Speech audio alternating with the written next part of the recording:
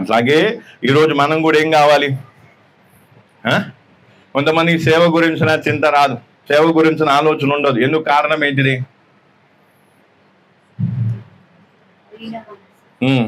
ఏం లేదు, వాళ్ళకేముంది? అహంకారం ఉంది, గర్వం ఉంది, ఏమంట తర్వాత స్వనీతి ఉంది, తర్వాత ఏమంట స్వార్థం ఉంది. ఇలాంటివన్నీ ఉన్న కారణాన్ని బట్టి సేవ గురించిన చింత వీరికి, సేవను గురించిన ఆలోచన వీరికి ఉండదు.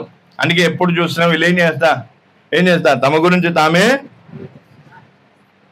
కాబట్టి ప్రియులారా, ఈరోజు అర్థం చేసుకోవాల్సింది ఏంటిది? దేవుడు మనం ఏ స్థితిలో ఉన్నా సరే దేవుడు తన సేవలో ఏం చేద్దాం అనుకున్నా దేవుడు తన సేవలో వాడుకోవడానికి మనం ఏం చేయాలి? మన మనస్సును మార్చుకోవాలి, మన హృదయ అంతరంగాన్ని ఏం చేసుకోవాలి? శుద్ధి చేసుకోవాలి. ప్రభా, నేనేం చేస్తాను? దాసుని మనస్సు, దీన మనస్సు కలిగి నా అహంకారాన్ని, గర్వాన్ని విడిచి ఇదిగో నీ సేవార్థమైన నేను అట్లా నీవు అప్పగించుకుంటే అప్పుడు దేవుడు ఏం చేస్తాడు సేవలో? యేసు ప్రభు యవ్వన ప్రాయంలోనే ఏం చేసిండు? సేవ కోసము ముందుకు. ఎవరికైతే సేవను గురించిన సేవ చేయాలని కానీ, సేవలో సహకరించాలని కానీ, సేవలో ఉన్న అవసరాలు తీర్చాలని ఈ రకమైన ఆలోచన లేదనుకో, ఈ రకమైన ఆలోచన ఎవరికైతే లేదో వాళ్ళు ఎవరు కాదు? సరి అయిన విశ్వాసులు, దొంగ విశ్వాసులు, వేషధారులు అన్నట్టు. వాళ్ళు ఏం చేస్తున్నారు? పైన ఏం చేస్తున్నారు? అందరికీ చూపించుకోవడానికి బ్రతికే జీవితాలు. ప్రార్థనకి ఎందుకు వస్తున్నామా అంటే కుటుంబ సమస్యలు తీర్చుకోవడానికో, రోగాలు బాగు చేసుకోవడానికో, లేదా ఇంకా ఏదో ఎటు పోలేక గత్యంతరం లేక ఇక్కడికి వచ్చి కూర్చొనికో ఏదో హల్లెలూయా స్తోత్రం చెప్పుకో. ఒక విశ్వాసి ఆత్మలో ఎదుగుతున్నప్పుడు, ఒక విశ్వాసి నిజంగా దేవుని వాక్యాన్ని విని దేవుని ప్రేమను గ్రహించినప్పుడు ఆ వ్యక్తిలోకి ఏమొస్తుంది? సేవను కూర్చున్న భారం వస్తుంది. నేను దేవుని సేవ చెయ్యాలి, నశించిపోతున్న ఆత్మల కోసం నేనేం కావాలి? సేవలో నేను కూడా ఏం కావాలి? సహకరించాలి, నేను కూడా సేవలో ఏం చేయాలి? ఆ రకమైన ఏముంటుంది. కానీ మన పరిస్థితి ఏంటిది? చాలా మంది పరిస్థితి ఏంటిది? సేవ గురించిన చింత లేదు, ఆత్మల గురించిన చింత. ఏమంటే వాళ్ళ సమస్యలు ముందు పెట్టుకుంటారు, వాళ్ళ పరిస్థితులు ఏవైతున్నా వాళ్ళని ముందు పెట్టుకుంటారు. అలా ముందు పెట్టుకున్న కారణాన్ని బట్టి ఏమవుతుంది? వీళ్ళు రోజు రోజుకి ఏమవుతుంది? స్వార్థము పెరిగిపోతుంది. నేను నాది అనేది తప్ప నేను నశించిపోతున్న ఆత్మల గురించి లేదా దేవుని ఉద్దేశం మేరకు నేను సేవ చేస్తాను లేదా సేవలోకి వస్తాను అనే ఆలోచన ఏం లేదు.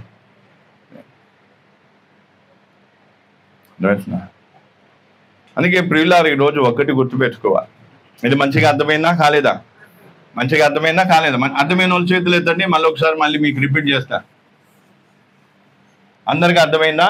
ఏదైనా డౌట్ లేకపోతే, మనిషినికి అర్థం కాలే, అర్థమైతే మన చేతులు ఎత్తమన్నా కదా.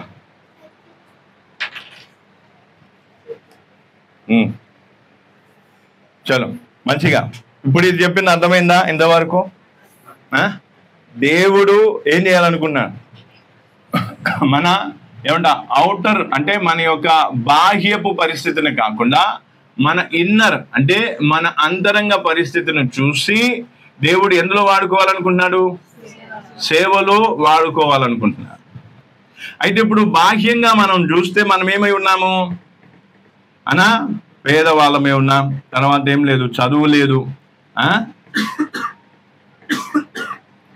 తర్వాత ఏం లేదు, ఇంకా ఇలాంటి చాలా పాయింట్స్ అనేవి మనకి ఇక్కడ బాహ్యంగా. అయితే దేవుడు అంతరంగాన్ని చూస్తాడు. అంతరంగాన్ని చూసినప్పుడు దేవుడు ఏం కోరుతున్నాడు? యేసు ప్రభు వలె మనం కూడా ఏం కావాలి? దీన మనస్సు కలిగి ఉండాలి, దాసుని మనస్సు కలిగి ఉండాలి. అంటే మన అంతరంగాన్ని దేవుడు చూసి మన అంతరంగంలో ఉన్నటువంటి మనస్తత్వాన్ని బట్టి దేవుడు మనల్ని ఎందులోకి తీసుకొని వస్తా? సేవలో. ఈరోజు సేవల గురించిన చింత తల్లికి లేదు, పిల్లకి లేదు, భర్తకు లేదు, భార్యకి లేదు. తల్లి కుటుంబంలో ఎవరికి సేవల గురించిన చింత? నువ్వు సంపాదిస్తూ పో, నేను దాస్తూ పోతా నువ్వేం చేయి, నువ్వు పోయి పని చేయి, నేను ఇంటికాడ కూర్చొని క్షేమం కోసం ప్రార్థన చేస్తూ పోతా. అవునా? అందుకే ఈరోజు చాలా మంది ఏం చేస్తా? సేవను గురించిన ఆలోచన ఇస్తాం. సేవను గురించి ఎవరికి ఇస్తాం? ఎవరిని ఇస్తాం? వాళ్ళకి అక్కడికి రాని వారును లేదా వాళ్ళకు ఏమంట ముప్పు తిప్పలు పెట్టే వాళ్ళని ఏం చేస్తా సేవకు అన్నాగా.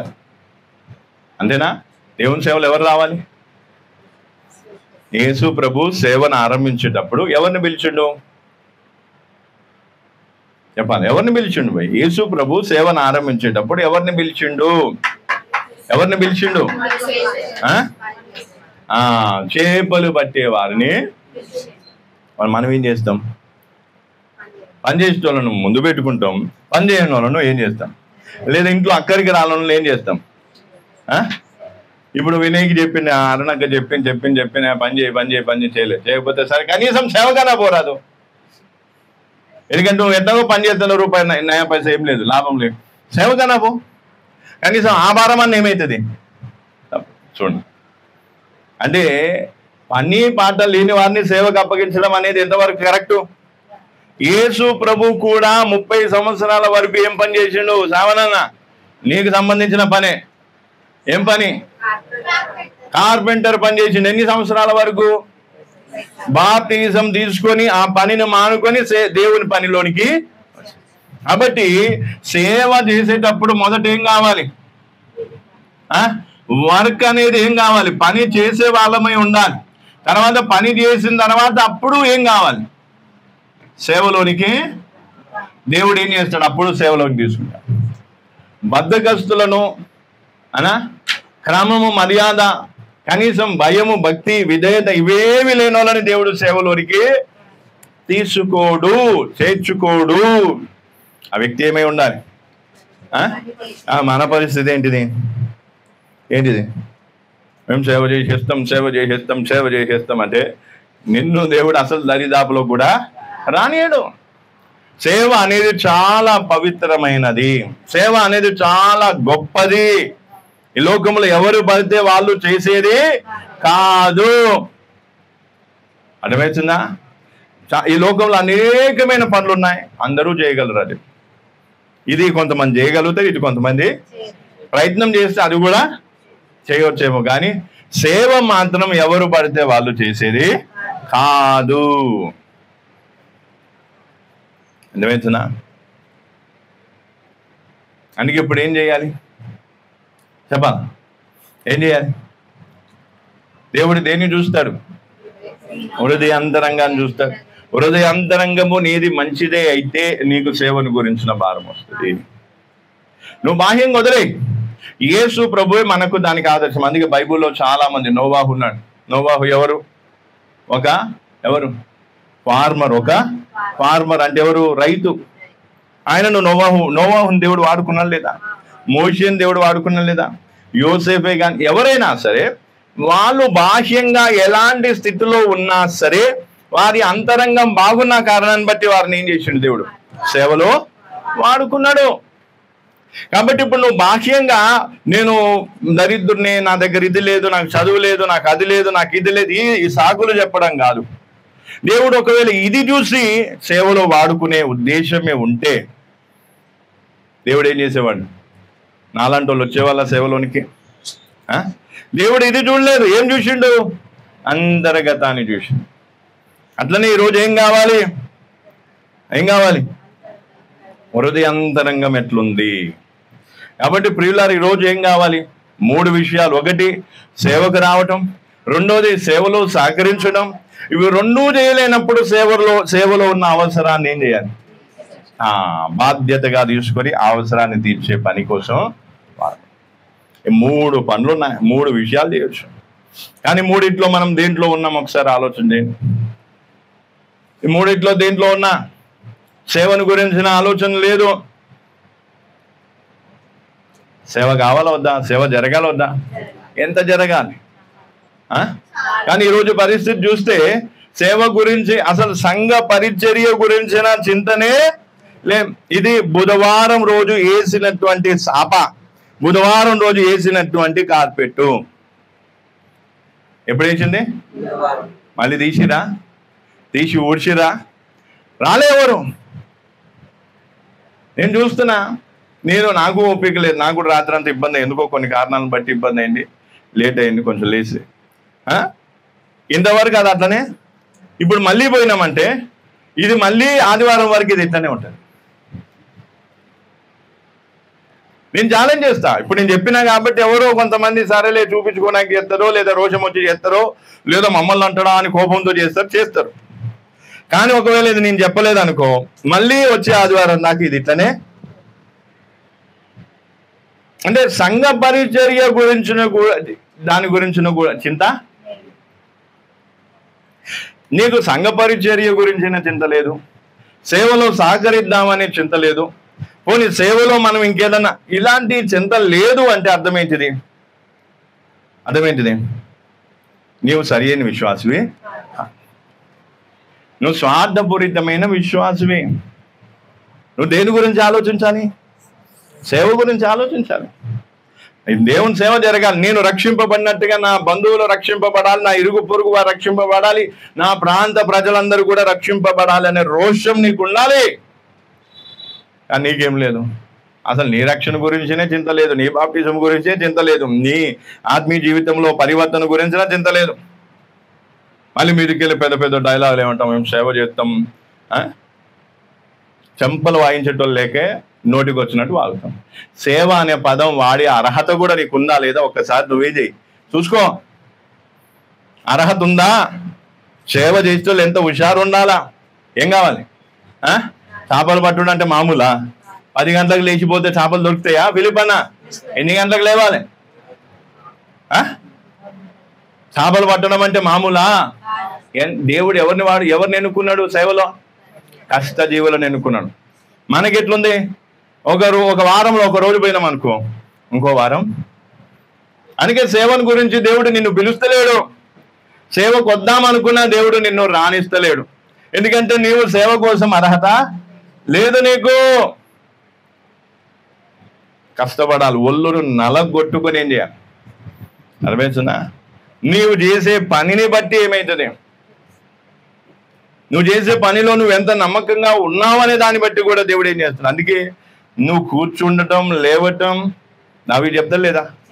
మనం ఉన్నది లేని అన్ని కూడా ఏం చేస్తాడు దేవుడు చూస్తుంటాడు అనా. ఇప్పుడు సమస్య ఏంటంటే, నేను ఒక్కరిని ఇన్ని రోజులు దాదాపు ఇన్నేళ్ళు కష్టపడుతూ వచ్చి ఇందులో నుంచి ఏ ఒక్కరు కూడా సేవకు రాకపోతే ఎంత సిగ్గుచేటు ఒకసారి ఆలోచన. అంటే ఇన్నేళ్ళ, అందుకే నాకు ఒకసారి ఆశ్చర్యం అనిపిస్తుంది, ఇన్నేళ్ళ వాక్యం ఎటు పోయింది? పోనీ ఇప్పుడు దేవుని వాక్యంలో శక్తి ఉందా లేదా, బలం ఉందా లేదా? మరి ఆ వాక్యం నీలోనికి పోయి నీలో ఆ పరివర్తన ఎందుకు తేలే? ప్రాబ్లం నా దగ్గరనే ఉండాలి, నీ దగ్గరనే ఉండాలి. సరే, ఒకవేళ నా దగ్గర ఉంటే మరి ప్రాబ్లం లేని పాస్టర్ దగ్గరికి పో, కనీసం అక్కడన్నా బాగుపడి అక్కడన్నా సేవ కోసం ఏంటి. అందుకే ఈరోజు ఏం చేయాలంట చెప్పాలి, ఏం చేయాలి? సేవను గురించిన ఆలోచన నీకుందా? బాహ్యంగా చూసుకొని నేను స్త్రీని కదా, నేను పురుషుని కదా, లేదా నాకు ఇది నాకు అది, ఈ బాహ్యపు విషయాలు పక్కన పెట్టాయి. ఒకవేళ దేవుడు బాహ్యంగా ఉన్న వాటిని చూసినట్లయితే చాలా మంది సేవలోకి వచ్చేవాళ్ళే, దేవుని చేతిలో వాడబడే వాళ్ళే. యేసు ప్రభువే సేవలో వాడబడేవాడు కాదు. ఎందుకంటే సేవలో వాడబడాలంటే ధనవంతుడై ఉండాలి, 4 ఇండ్లు ఉండాలి, 4 కార్లు ఉండాలి, ఇట్లాంటి కండిషన్లు ఏం లేవు కదా. నీకు బాహ్యంగా నువ్వు ఏ విధంగా ఉన్నా సరే అంతరంగంలో నువ్వేం చేయాలి? అర్థమవుతుందా? అందుకే ఒక విశ్వాసి ఆత్మలో ఎదుగుతున్నాడు అంటానికి మూల నిదర్శనం ఏంటి అంటే, ఏంటిది? సేవను గురించిన భారం పెరుగుతుంది. నేను కూడా సేవ చేయాలి, నేను కూడా సేవలోకి రావాలి, అయ్యా నన్ను కూడా నువ్వేం చేయి, వాడుకో అని చెప్పి నువ్వేం చేస్తావు? సేవను గురించిన చింత కలిగి ఎక్కడ అవకాశం దొరికితే అక్కడ ఏం చేస్తావు? సేవలో సహకరించడానికి, సేవలో ఉన్న వాటి కోసం ఆలోచించి నీ వంతు నువ్వేం చేస్తావు. కానీ మన పరిస్థితి ఏంటిది చెప్పాలి? ఇట్లా పోతే ఏం లాభం, ప్రయోజనం ఏముంది? అమ్మ నీ కోసం వచ్చినట్టే, నీ కుటుంబం బాగోగుల కోసం వచ్చినట్టే. సరే, నీ కుటుంబం బాగైంది, మరి ఇంకా ఎందుకు వస్తున్నావు? మరి ఆగిపోవచ్చు కదా. అంటే ఇక మీదట కూడా ఏ సమస్య రాకుండా ఉండటానికి దేవుడు అడ్డు కావాలి, దేవుని తోడు కావాలి, సేవకుని ప్రార్థన కావాలి. సరే, ఎన్నాళ్ళు నీ కుటుంబంలో దేవుడు ఎన్నో చేశాడు, నీ జీవితంలో కుటుంబంలో ఎన్నో మేలు చేశాడు. చేసిందా? చేసిండు. దానికి రుణంగా నువ్వు దేవునికి ఏమైనా చేస్తావా అంటే, రాత్రి కూడా ఒక ఆమెతో కుక్కటిపల్లి ఉన్న సిస్టర్తో మాట్లాడినప్పుడు, దేవుడు నాకు ఎన్నో చేసిందంటే, దేవుడు నీకు ఎన్నో చేసింది కాదు, నువ్వు దేవునికి ఏం చేసినావు అని నేను అడిగిన. దేవుడు నీ జీవితంలో నీ కుటుంబంలో ఎన్నో చేసి ఉంటాడు, చేసిండు, నమ్మకస్తుడు కాబట్టి చేసిండు. కానీ నువ్వు దేవుని కోసం ఏం చేసినావు?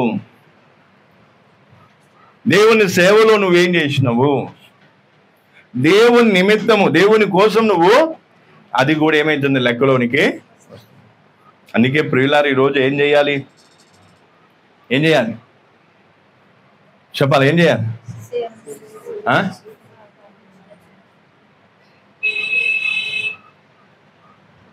అర్థమవుతుందా? అందుకే సేవలో కూడా ఎవరు ఉండాలి? సేవలో సహకరించే వాళ్ళు కూడా ఏమై ఉండాలి? పరిశుద్ధులై ఉండాలి, పరిశుద్ధ ఆత్మ పొందిన వారై ఉండాలి. అది ఖచ్చితమైన షరతు. అదేనా? అడపదడప జీవితాలు జీవించే వారితో, అందుకే నేను కావాలంటే లైవ్ బంద్ చేస్తా. లైవ్ బంద్ అయిపోయినా, ఎందుకంటే లైవ్ ద్వారా చాలా మంది వాక్యాలు విని సంతోషపడుతున్నారు, వాళ్ళకు కొన్ని సత్యాలు తెలుస్తున్నాయి. కానీ లైవ్ అవసరమైతే బంద్ అయినా చేపియాల్సి వస్తుంది. కానీ సరిగ్గా లేని వారితో ఏం కాలేదు, సేవలో కాదు. ఇప్పుడు చూడండి ఎంత డిస్టర్బ్ అయిందంటే, ఎంత డిస్టర్బ్ అయింది. మామూలు జనరల్గా నేను ఎన్నో విషయాలు చెప్తాను అనుకున్నా, చాలా డిస్టర్బ్. ఎందుకు? కారణాలు ఏంటి? కాబట్టి ఇప్పుడు అర్థం చేసుకోవాల్సింది ఏంటి? సేవలో సహకరించాలన్నా కూడా ఏం కావాలి? జీవితం. నేను అందుకే యవనస్తులు కనిపించడం చెప్తా, జీవితాలు బాగా చేసుకోండి, సేవ చాలా ఉంది, జీవితంలో మంచిగా ఉండండి, నిజాయితీగా ఉండండి. నిన్న కూడా ఒక వ్యక్తి వచ్చిన తర్వాత నేను అన్నా, బ్రదర్ జాగ్రత్త, మరి జీవితాలు సరిగ్గా లేకపోతే దెయ్యాలు పడుతున్నాయి అన్న. అనగానే 10 రోజుల క్రితం జరిగింది. అది ఎంత భయంకరమైన విషయం అంటే, 10 రోజుల క్రితం జరిగింది నిన్న చెప్తున్నాడు. ఇట్లా అయింది, ఇట్లా అమాయకంగా. దెయ్యం పడుతుంది అనే భయంతో చెప్పిండా లేదా నిజాయితీగా చెప్పిండా? మీరే చెప్పాలి. నిజాయితీగా చెప్పేటోడైతే ఏమవుతుంది? జరగగానే వెంటనే, లేదా మరి ఇట్లా అయ్యింది పరిస్థితి, దాన్ని మరి నేనేం చేయాలి అని ఏం చేస్తాడు? సలహానా? ఇది ఈరోజు సంఘంలోని యవనస్తుల పరిస్థితి. అందుకే మీరు సిస్టర్ అయినా, బ్రదర్ అయినా, చిన్న అయినా, పెద్ద అయినా, అందరూ కూడా ఏం కావాలి? దేని గురించిన చింత? సేవలోనికి రావాలి, లేదంటే సేవలో సహకరించాలి, లేదంటే సేవలో ఉన్న వాటి యొక్క అవసరమైతే, సేవలు ఇది అవసరం ఉందంటే వెంటనే నీ దగ్గర ఉంటే అది తెచ్చి చేయాలా. మన పరిస్థితి ఏంటిది చెప్పాలి? మన పరిస్థితి ఏంటిది?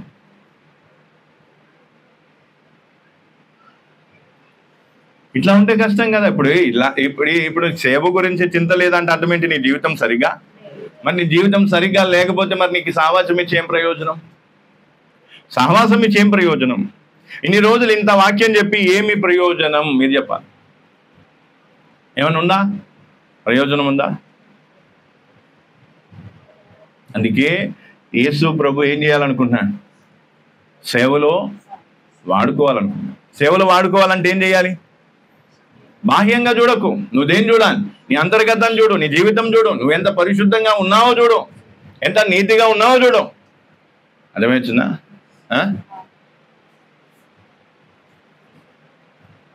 నవ్వులాట కాదు ఇది. ఎందుకు? దేవుడు అన్నీ కాక ఇన్నాళ్ళు నువ్వు ఈ స్థలాన్ని ఏం చేసినావు? ఆక్యుపై చేసినావు. నీ స్థానంలో ఒకవేళ వేరే వాళ్ళు ఉంటే నీకంటే ఎన్నో రెట్లు సేవలో సహకరించే వాళ్ళు, సేవకే వచ్చేవాళ్ళు, లేకపోతే ఇంకేం చేస్తురో దేవుని కోసం. ఇప్పుడు వాళ్ళకు దొరకని స్థానం దేవుడు నీకు ఇచ్చండి. నిన్ను కూర్చోబెట్టింది ఇక్కడ. దేవుడు నిన్ను కూర్చోబెట్టిన దానికి లెక్క తీసుకుంటాడు. నీ ప్రాంతంలో నుండి నిన్ను పంపించిన నీ ఇంటి పక్కన వాళ్ళని పంపించగలడా దేవుడు? నీ ఎదురుగా ఉన్న వాళ్ళని పంపించగలడా? లేదు. దేవుడు తీసుకుని రాగలదా? లేదా? మరి వాళ్ళు కాకుండా దేవుడు నిన్ను తీసుకొస్తే నువ్వేం చేస్తున్నావు? వస్తున్నావు, కూర్చుంటున్నావు, తలలూపుతున్నావు, ప్రార్థన ఏదో అట్లా చేస్తున్నావు, పోతున్నావు. ఎక్కడి బతుకు అక్కడనే. జీవితంలో పరిశుద్ధత లేదు, నీతి లేదు, యథార్థత లేదు, భయం లేదు, భక్తి లేదు, విధేయత లేదు, ఏమీ లేదు. అందుకే ఈరోజు అర్థం చేసుకోవాల్సింది ఏంటిది? యేసు ప్రభు ఏం చేసిండు? 30 సంవత్సరాలు యథార్థంగా బతికిండు, నీతిగా బతికిండు. అందుకే దేవుడు ఏం చేసిండు? ఆయనను సేవలోనికి రానిచ్చిండు. ఎవరు పడితే వాళ్ళు సేవలోనికి రావడానికి ఉండదు. దేవుడు రానిస్తే దేవుడు నేనేం చేయాలి? ప్రేరేపించి సేవలోనికి నడిపియాలి. యేసు ప్రభు బాప్టిజం తీసుకొని సేవను ఆరంభించడానికి ముందు ఎవరు అనుమతించిండు? పరలోకములున్న తండ్రి. ఓకే బిడ్డ, నువ్వు నా సేవ చేయడానికి అర్హమైన వ్యక్తివి. యేసు ప్రభు దేవుని కుమారుడు కాబట్టి సేవ చేయలేదు. యేసు ప్రభు ఎవరు?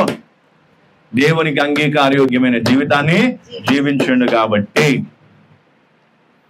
ఈరోజు ఎంత అన్యాయం పెరిగిపోయింది, ఎంత పాపం పెరిగిపోయింది, ఎంత భయంకరమైన పరిస్థితి మీరు చూస్తలేదు. నేను రోడ్డు మీదకి పోతే ఆ జనాలను చూస్తే నాకు ఒక్కటే ఆలోచన, ఇంతమందికి నేను సువార్త ఎట్లా చెప్పాలి? ఆ బాధ అంతా అదే. ఇంతమంది, వేల మంది, రోజుకి నువ్వు ఎన్ని వేల మందిని చూస్తున్నావు? ఇన్ని వేల మందిని చూసినప్పుడు నీకు ఎందుకు వారి ఆత్మ నశించిపోతుందనే బాధ నీకు ఎందుకు లేదు? వాళ్ళకి నేను సువార్త చెప్పాలని ఆ భారం నీకెందుకు లేదు? ఎందుకంటే నీ జీవితం చక్కగా లే. నువ్వు యథార్థవంతునివి కాదు, నీతిపరునివి కాదు, నీతిమంతురాలివి కాదు, నువ్వు దొంగవు, వేషధారివి. అందుకే వాక్యం వింటున్నావు కానీ జీవితంలో ఏం కావట్లేదు, పరివర్తన వస్తలేదు. సేవ సేవ సేవ అంటే ఏం కావాలి? ఏం కావాలి? మూతి మీద 2 వేసి ఏం కావాలి? ఫస్ట్ నీ జీవితాన్ని చూసుకోవాలి.